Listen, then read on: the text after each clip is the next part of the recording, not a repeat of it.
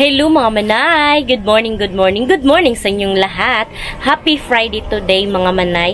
Shoutout pala kay Mami MD from US. Thank you so much Mami sa mga blessings na binigay mo sa amin, sinare mo sa aking pamilya. Sana ay ingatan ka palagi sa iyong work at sa mga lakad mo. So thank you so much. More blessings to come.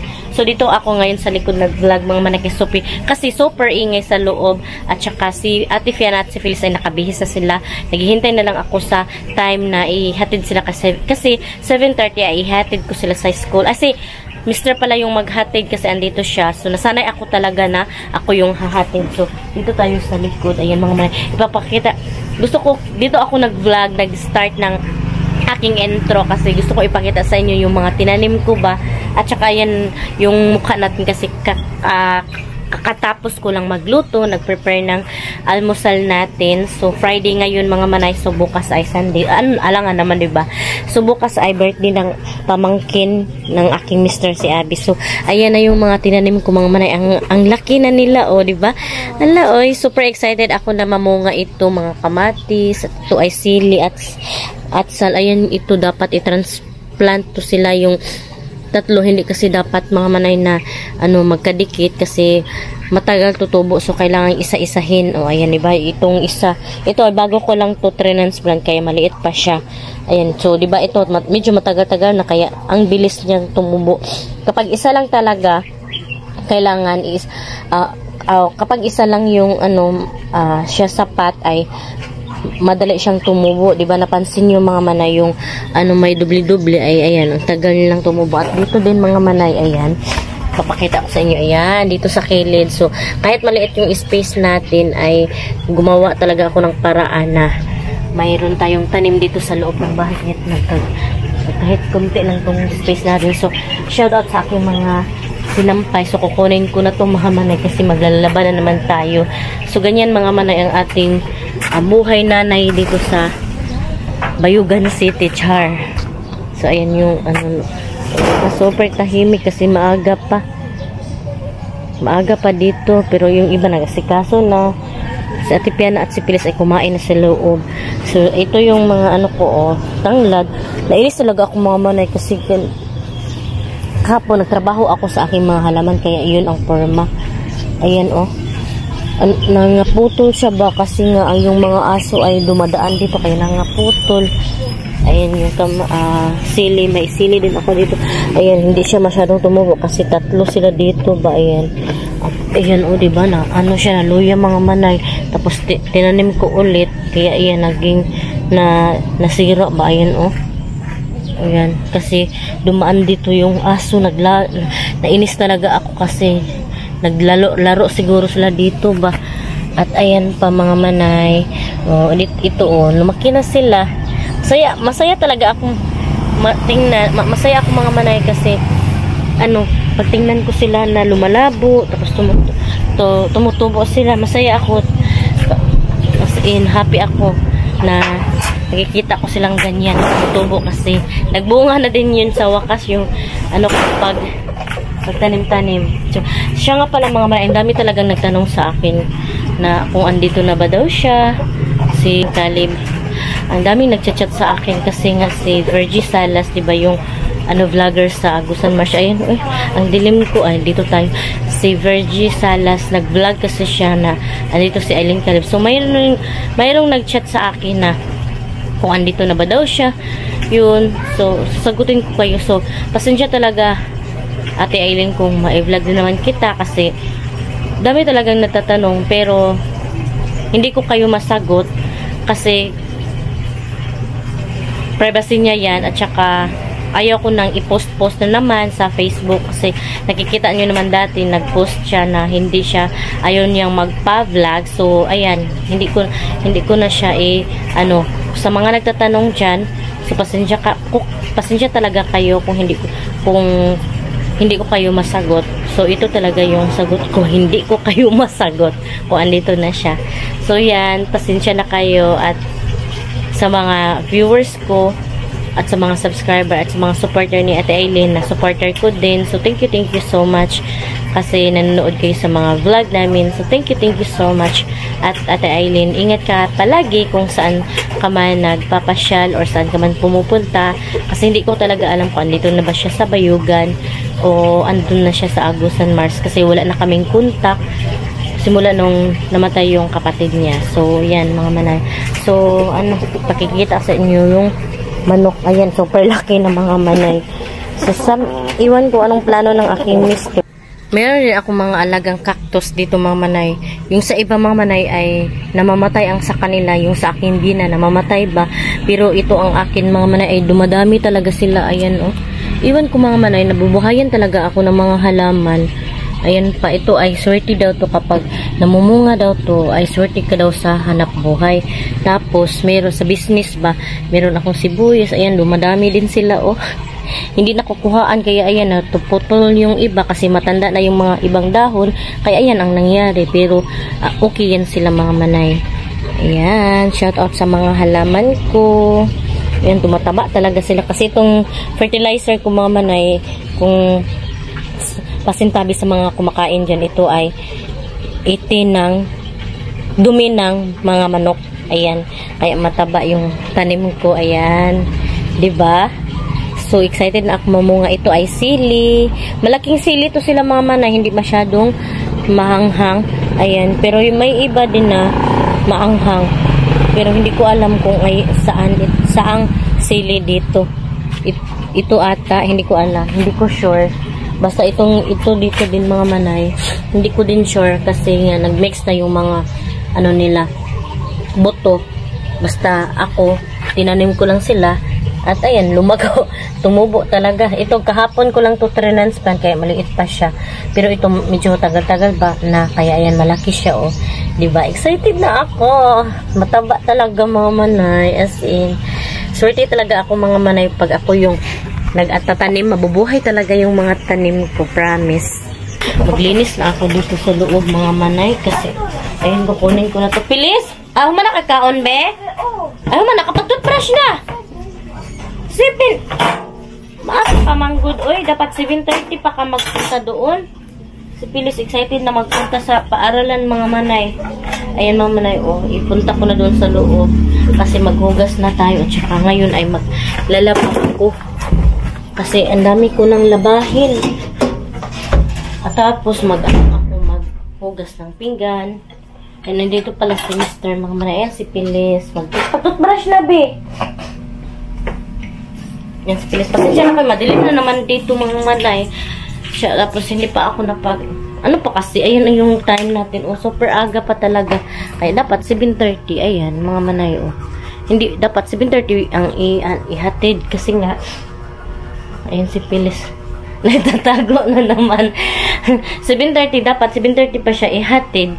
Kasi nga, alas 8 pa yung nila. Tapos, pero dapat 7:30 andun na. Kasi interval ba. Kailangan maaga din magpunta. Pero alas 8 talaga yung, ayan o. Ano yung mga labahin, mga manay. Kasi si Pilis lang yung naliligo na siya lang talaga. So, ayan yung ulam namin. Yung Mr. Ayan mga manay. Yung Mr. ko hindi pa din kumain. So, kakain na ako. Ayan yung pinagkainan ng dalawa kong anak. Yan, maghipos na tayo. Si Ate Fia na naligo, nagbihis ng kanyang sarili. So, ganyan. Pag maaga, pag talaga, morning dito sa aming bahay. Yan, hindi ko na kayo pinakita. So, nagluto na ako mga manay. Yan yung ulam natin. Corned beef at saka talong. Yan ang ating ulam for today's video. Aking labahin po kunin ko po muna yung mga labahin ko mga manay kasi super na ayan si Mr. mga manay ba ayan hindi ko pakita sa inyo. Ayan, bundok na talaga mga manay, isang bundok na ayan diba nagbundok na so kailangan maglaba na tayo. Bernis kasi ngayon, so 1 week yung labahin natin kasi every Saturday ako maglalaba or bernis kasi kapag Sabado mga manay sobrang hina ng sobrang hina ng tubig ba kasi nga daming gumagamit. So ipunta ko muna doon sa kusina para maano na to, masigregate yung puti at saka mga dikulor. Meron din isda na alaga si Mr. dito, mga manay. Ang dami na naming alaga. Ayan, oh. Ito ay pako. Pako ang pangalan ng isda na yan. Ayan, maliliit pa sila, mga manay. Tatlo to pero namatay yung isa. Ayan, oh. Dalawa. So, napakalaki nito, mga manay. Kahit maliit yung space namin. Ang dami naming alagang hayop. Kung magka-renovate kami someday, mga manay, ay ma-arrange ko. Kasi hindi talaga ma-arrange kasi nga wala tayong mga space ba. So gusto ko, mga manay, mag-arrange at ipusin yung mga katag-katag dito sa bahay ba. Ang dami kasi mga bagay na hindi siya magagamit ba. Kasi may mga bagay na ginagamit pero hindi na ginagamit. Ano ba yan? Nalito ba kayo? Ay, maghugas ako ng pinggan, mga manay. So ito yung baonan ni Pilis, mga manay, sa tubig. So ayan, hugasan ko muna to bago lagyan ng bagong tubig para malinis, diba? Kasi kapag hindi natin ito linisin, magkaka-amiba o magkasakit ang tiyan ng bata. So, kailangan anuhin talaga. Linis-linis tayo. Pero in fairness, mga manay, ha, yung mga anak ko, mga manay, habang lumalaki sila, hindi na sila masakitin. Pero si Pilis, mga manay, hindi siya sakitin na bata. Hindi talaga ako magka-problema sa kanya. As in, kung sa Katoliko pa, mga manay, buyag, gano'n. Pero kami, hindi naman kami naniwala ng mga gano'n, mga manay, yung buyag, ba. As in, blessed din ako, mga manay, kasi si Pilis ay healthy na bata ba. Hindi siya sakitin. Dito tulad ng kanyang sister, yung panganay ko ay madali masakit ng baby pa. Pero ngayon na malaki na siya, hindi na siya sakitin. Mataas na yung resistensya niya na ba. Kasi yung baby pa siya, laging na-admit kasi nga ubo, sipon, tapos lanat, taas laga yung niya.